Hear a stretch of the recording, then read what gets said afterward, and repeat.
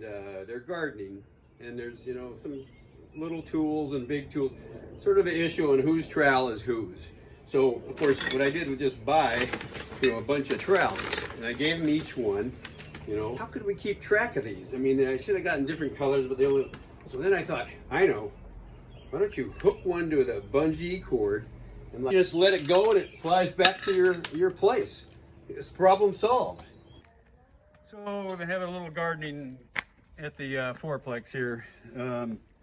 You know, whose shovel, who's what. I decided, let's just buy 4 of them, 1 for each. And I know, I'll tie them on, yeah, these are for the other side. Here, you know, in here, and they just kind of hook up in here. So you can come all the way down here, see that? And you get done with your gardening, no problem, just let it go and it's gone. Stays right there. See you later. Okay, perfect. You're done with a trowel. Big deal. Yeah, you done with that?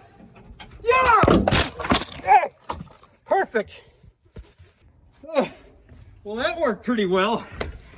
Whoa. Hey, oh, it's already clean. All right, see you later. So you're doing your gardening, you know, you gotta get the weeds out of here.